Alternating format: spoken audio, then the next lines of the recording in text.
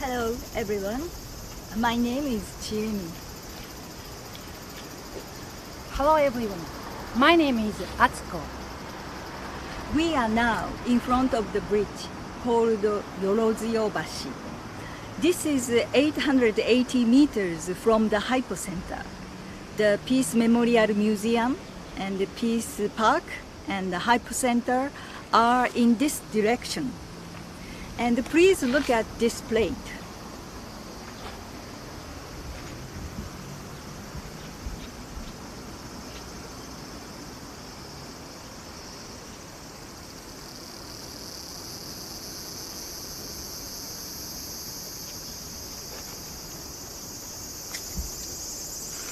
The former bridge was exposed to the atomic bomb, and the white shadows of this bridge railings and pillars that blocked the intense summer rays left here, and the shadows of people walking along and cars also remained here.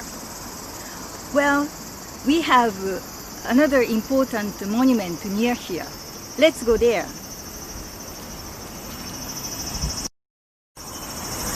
All right, everybody, so I'm going to be narrating to you a little bit as we go.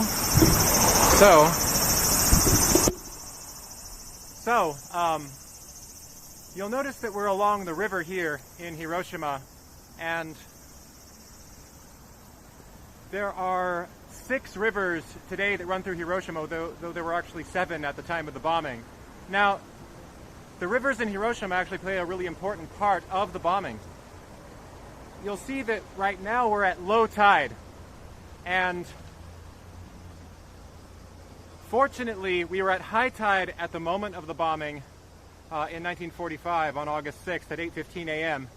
and many people jumped into the rivers to escape the fires. A lot of the people who jumped in were groups of school children. They were middle school boys and high school girls who jumped in to escape the fires. Their teachers would sing songs with them in the river to try to keep their spirits up. And every time the flames would come licking at them, they would dive underneath to escape the heat. And each time they would come back up, there would be less and less of them.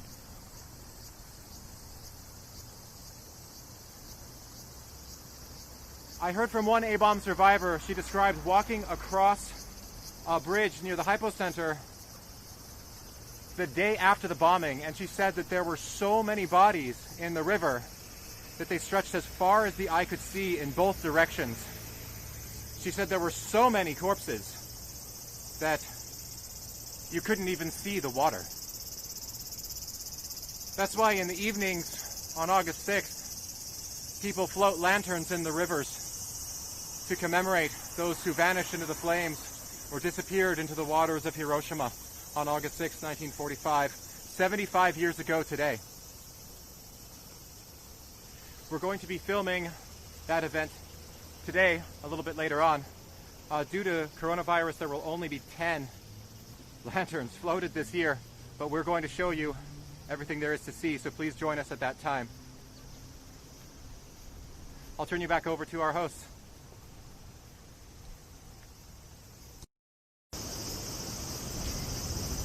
This is the monument of Konanryo, a dormitory for the Southeast Asian students.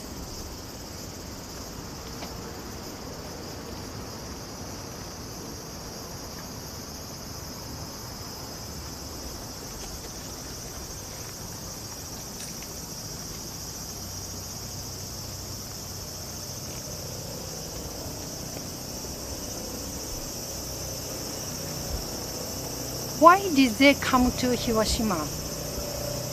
During World War II. During World War II. Okay. Ask again. Why did they come to Hiroshima? During World War II, Japan occupied some Southeast countries, Asian countries, such as Philippines, Hong Kong, Indonesia, and Malaysia, and Burma. And the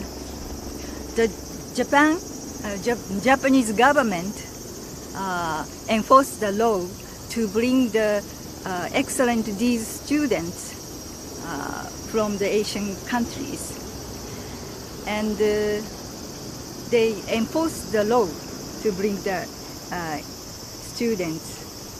And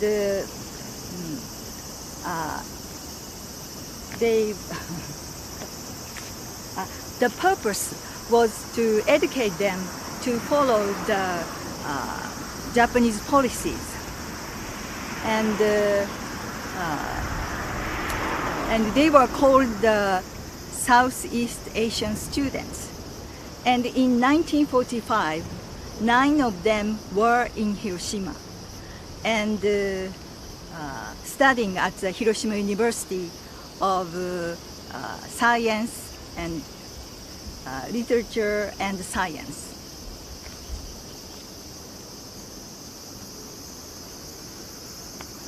How were their lives in Hiroshima?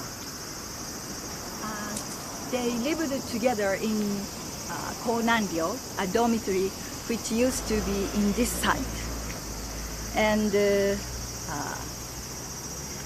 they were still young and were all alone, away from their families. And when they felt lonely, they sang songs from their hometowns.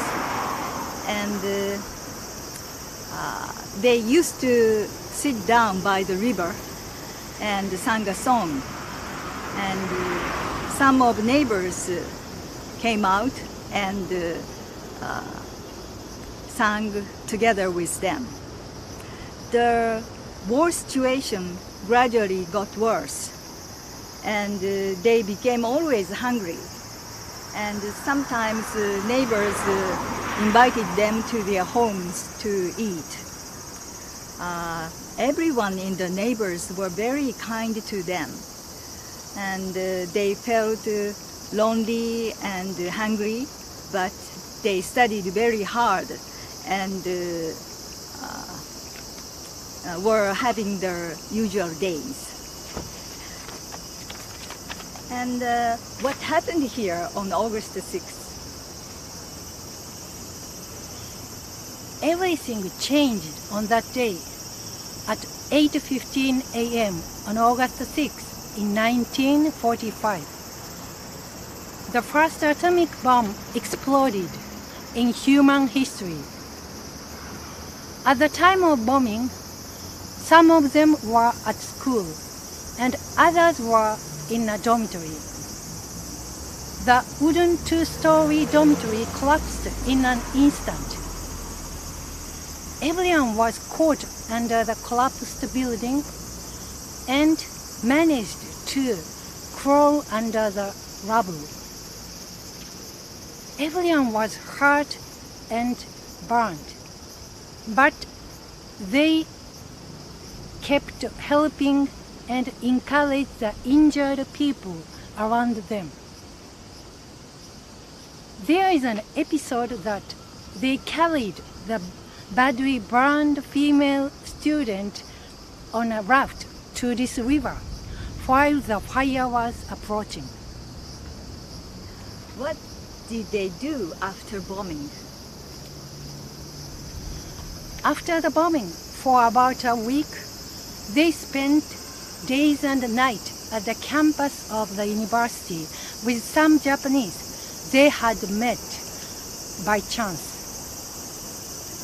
In the daytime, they stood in line to get some food and medicines in order to treat the injured Japanese people.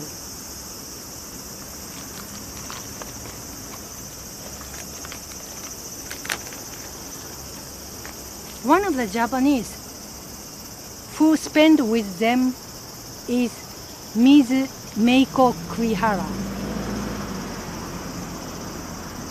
Let me tell you a little about her. She is 94 years old now. At that time, She was 19 years old.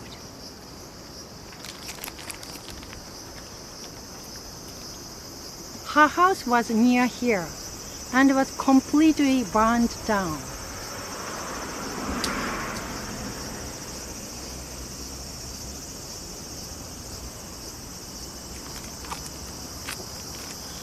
At the time of bombing, she was working in a munitions factory as a mobilized student and escaped from injury.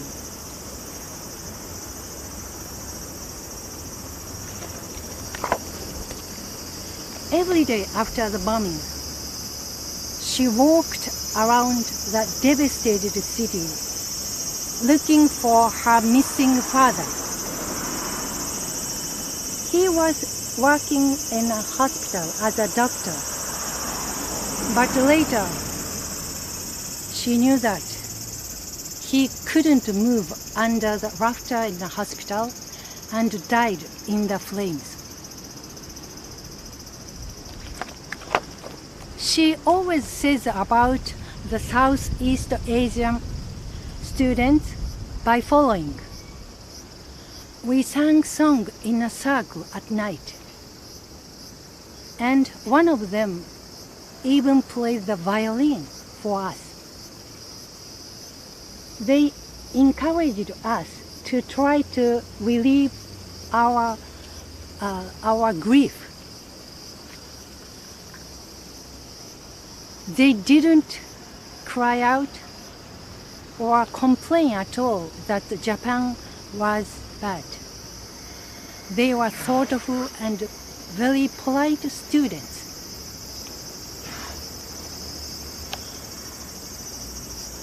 Were they all able to go back to their countries?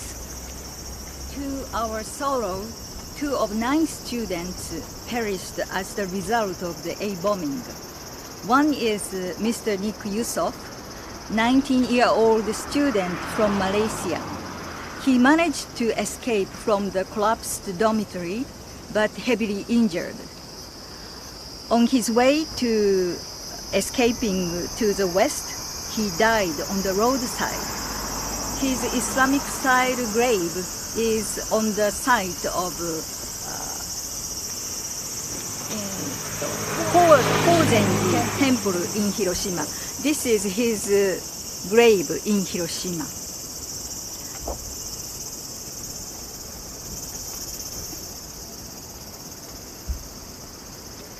And the other is Mr. Said Omar.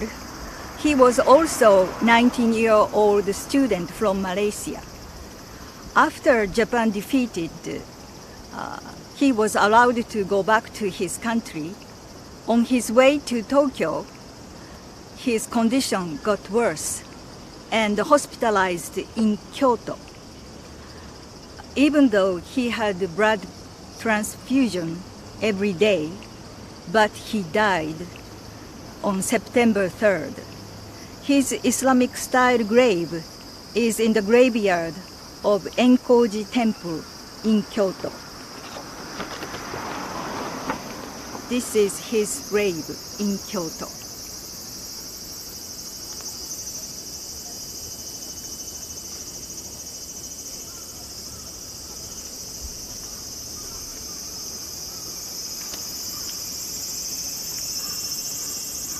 Meiko-san is keeping telling her Avon experience with these students. They tried to help the people of Hiroshima, even though they were exposed to the atomic bomb themselves.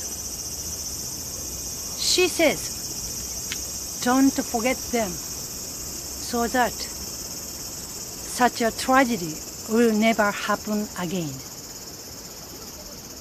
Every year, people gather in front of each grave and have a memorial ceremony. Elementary school pupils near Enkoji in Kyoto study about Mr. Omar and take a school trip to Hiroshima. They made this picture book. telling Mr. Omar's life.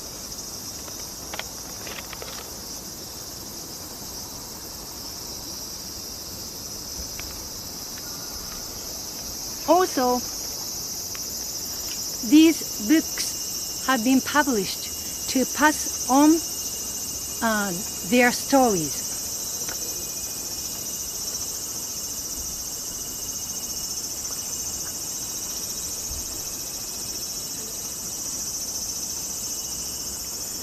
This is about Mr.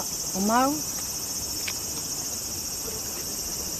The title is Prince Omar's Journey.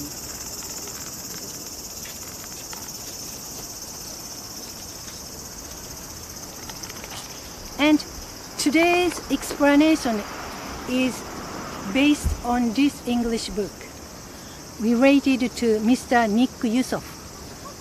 The title is Remembering Nick.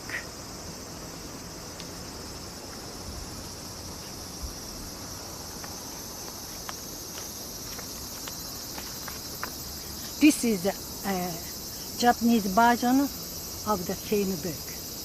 This is the English version.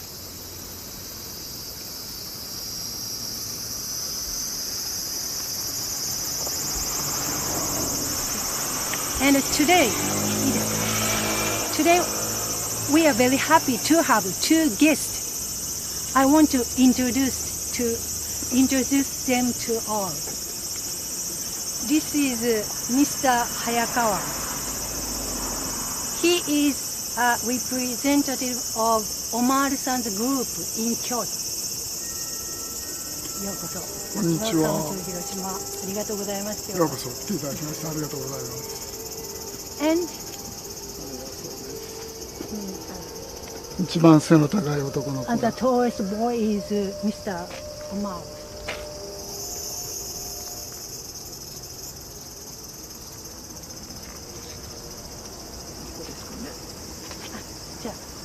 And this is Ms. Aoki. She is a representative of Yusuf-san's group in Hiroshima. Thank you for joining us today. 紹介していただけて嬉しいです。それを皆さんに。And we hope that more and more people know about them. Thank you for joining us. Bye. I see you.